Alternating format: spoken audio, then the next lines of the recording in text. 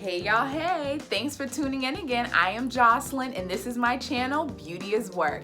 And so for today, I'm going to show you ladies how to wax your own eyebrows. Yes, I said it. So step by step, I'm going to show you what to do and I'm going to show you what you'll need. And so some of you ladies wax at home and maybe you're not too sure exactly what to do. Some of you guys may book appointments and you go and get your waxing done, but when you're in a crunch, sometimes you have to do it yourself. So I'm going to show you exactly what to do. Make sure that your brows are filled in. My eyebrows, I filled them in and they're a little bit darker than usual so that you are able to see the brow shape that I want and those hairs that I'm going to be removing. As you can see, those hairs there, bottom, and I'm gonna do the top as well as in the middle. You can see my brows. I know some of you ladies, brows grow a lot more than mine. Well, you know what? Unfortunately, I have my mom's brows. They're very sparse. So this is the hair that we're gonna be working with. And don't come for me either because I've been growing my brows out exactly for you ladies. So I can show you how to do this brow wax. I need the hair to be able to show you something. So that's why my brows look like this. I wasn't happy about walking around like this, but you know, I figured let me do it because I know some of you have even asked me, you know, oh, do a video for how to wax your own eyebrows. So I'm doing that, and so I grew them out for you. So I'm excited to show you guys exactly what to do. Oh, are you loving this hair? I just crocheted yesterday. It's the Passion Twist. Absolutely love it. 18-inch. I love how it stretches out. I will do a video in the near future, probably within a couple of days, to really show you the hair. I'll talk a little bit about my braid pattern that I use. Well, I can't fully show you the braid pattern I use because I have the hair on my head, but I'll talk through it on what I did. I'll also let you know what I thought about the packaging of the hair, the smell of it, everything that pertains to when I first received it. And I'm thinking about dipping this hair in hot water to stretch it out a bit because I do love my twist longer. I love the 18-inch, but of course, because this is the Passion Twist, is super curly. So you can get more length out of that. So when you dip it in hot water, it will stretch out a bit. So instead of it, dropping here, it will be longer. So I'll show you that all in another video. I will also add in a couple of more strands as well because there are some areas where I feel like I need to add in a couple of more twists, and I'm gonna do some alterations like clipping the ends. But so that being said, make sure you hit the notification button so when I make these videos, you are alerted right away so you know that they're there. And by the way, subscribe, like, and comment as well. Those are all very important if you want to see me do these videos that you ladies want, and when I do them, you know when. So let me stop all the talking and let's get started. So of course you'll need your wax. I'm gonna be using Waxness, the Azuline Blue Wax. If you are wondering about this wax, I do already have a video. I'll put a link down below. I did a full-on review of the wax. I love it, so that's what I'm gonna be using for my brows today. You're gonna need, of course, your wax warmer. I have my GG wax warmer here. I'm not gonna pick her up because I don't feel like, making a mess. Also, I'm going to be using Q-tips to apply the wax. So these are my Q-tips here. You can see that. So these are more so like surgical Q-tips. You don't have to use surgical Q-tips. You can use regular Q-tips from the store. These have a wooden handle, but the double-sided Q-tips, you can use that. That is perfectly fine. This is just what I have, so I'm going to use these. I will say, like, surgical Q-tips, they unravel a little less. So if you're going to be using regular Q-tips, make sure that you spin the tops of the little cotton swab heads so that they don't unravel as you scoop up your wax and try to apply it. It's not, the cotton's not starting to shed on you. So just like I said, put it in between your two fingers and just spin it a bit to tighten up the cotton on the end of the swab. And then you're also gonna need cotton balls. Why do you need cotton balls for your waxing? Well, I have here witch hazel. Try to focus that for you. So some of you know about witch hazel, some of you don't. So witch hazel is basically an astringent, and so you can use that to apply to the cotton ball, where you'll take off any makeup, any sweat, oil from your skin before applying the wax. It's also going to help to sanitize your skin as well. So if you have any bacteria or anything like that on your skin, it's going to help for your skin to be nice and clean, so that the wax can, you know, be applied nice and easily onto the skin. But also, when you're waxing and you're dipping your Q-tip back and forth into your same, you know, wax pot, you don't want to be taking bacteria, oil, dirt, makeup off your skin and then sticking it into your wax warmer. You don't want to do that. You don't want to cause, you know, any irritants for your skin for right now when you wax, or in the future because you have bacteria and just, you know, really gross things pooling inside of your wax.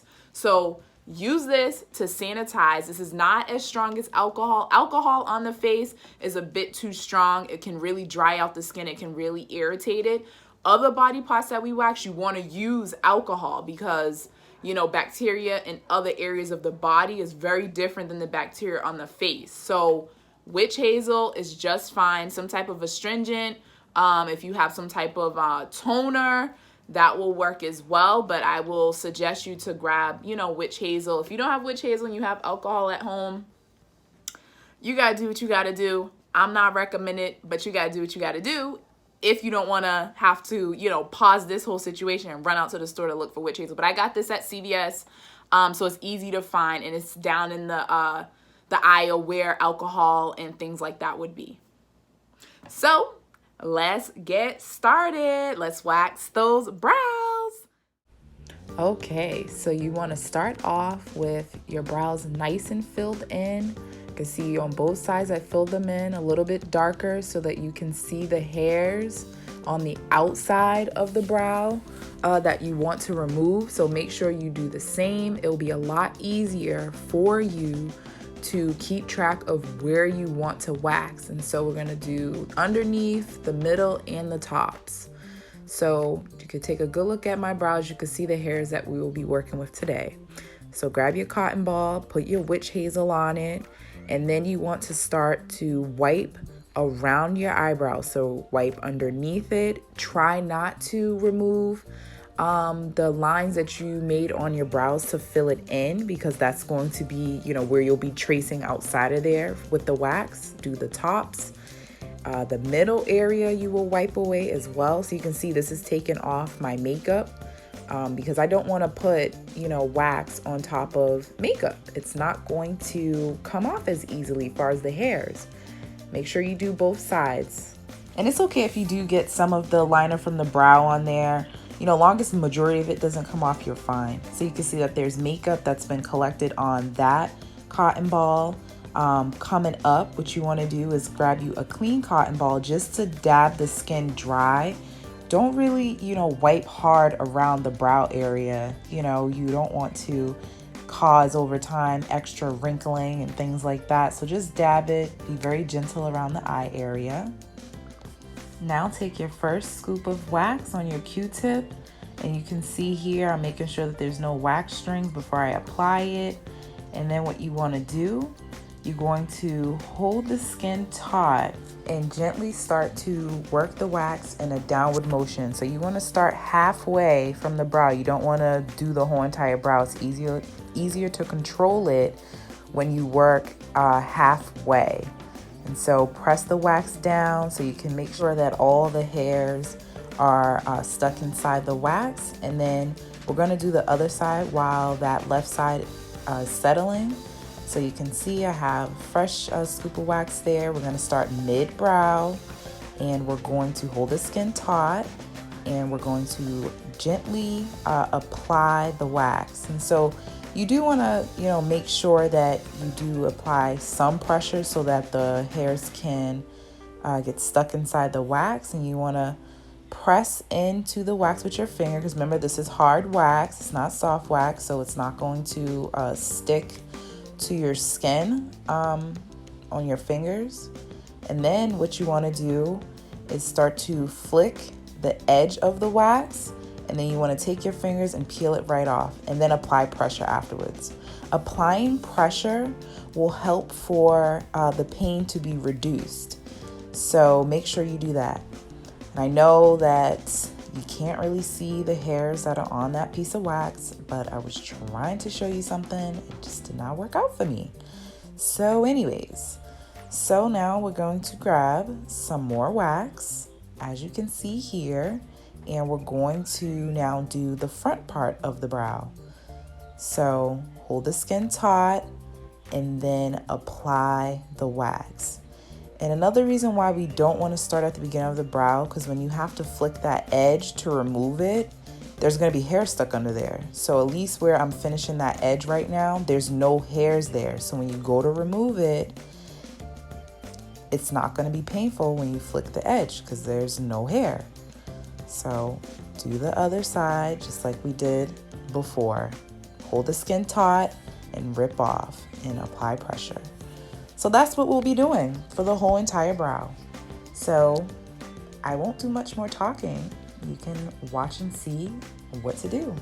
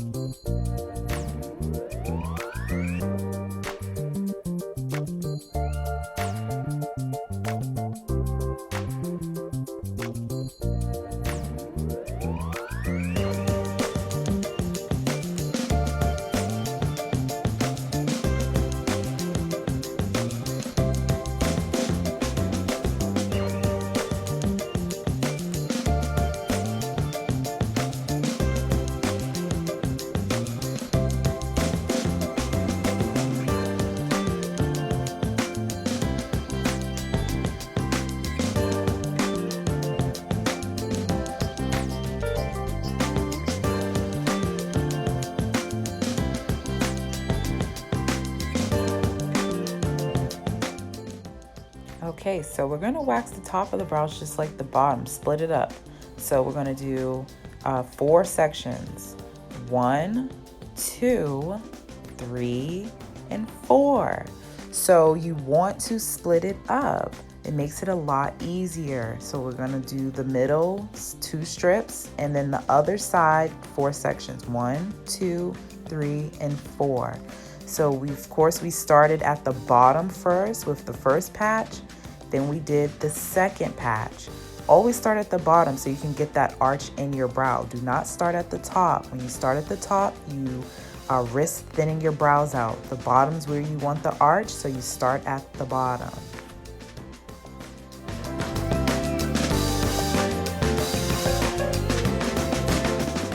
So when you're waxing the front part of your brow, you want to apply the wax in an angle going upward. You do not want to drag that wax straight across your brow in an even line, only because you're going to cut the top of the arch of your brows off. and you will create a straight brow look. So you want to angle the wax a bit like you can see here. So watch that again on the other side. We're going to apply the wax in an angle. You see that? It's going up towards the top of the arch of the brow. We do not want to drag, once again, straight across in a straight line because you would have cut the top of your arch off. So, you know, be careful with the tops around the peak of your arch so your brows don't look flat or straight.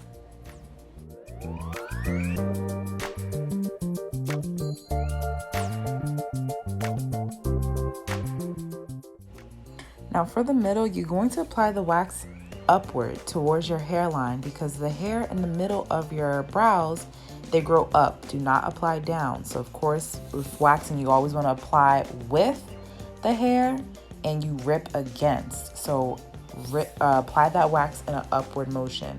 And the beginning of your brows starts at the corner of your eye. So make sure you check that. If it's farther than the corner of your eye, then your brows are too long in the front. If it is shorter than the corner of your eye, then your brows are going to be short in the front. So always make sure that the front of your brow lines up with the corner of your eye or your brows will be short. Okay? Make sure you keep that in check.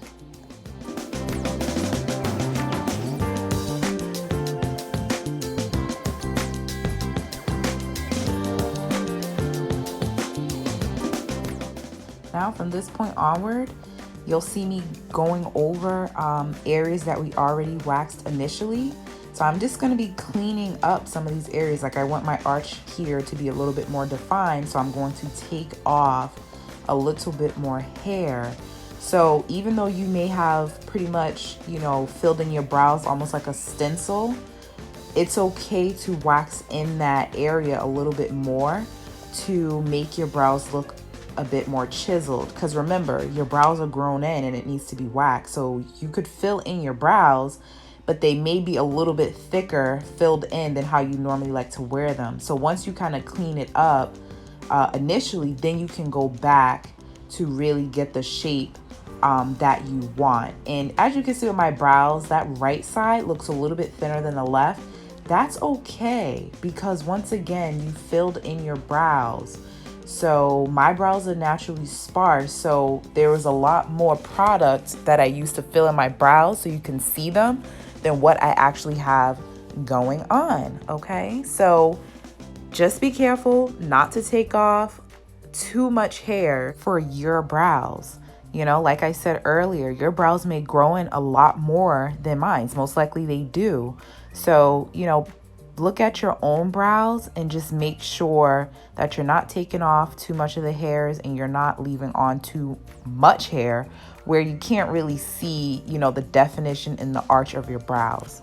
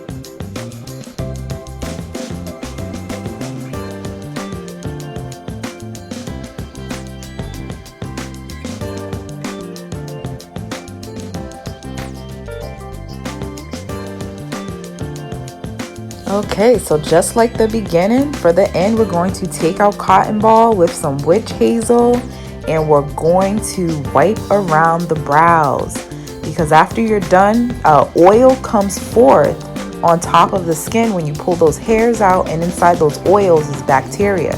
So to reduce the breakouts that you could potentially have after your brow wax, you want to use the witch hazel to clean the skin again and to soothe it.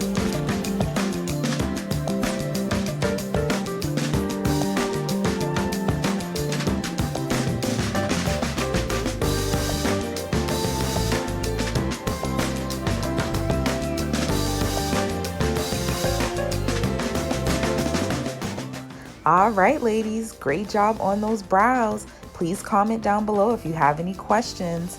And of course, make sure you subscribe, like, and comment. Thank you for tuning in with me, Jocelyn. This is Beauty is Work.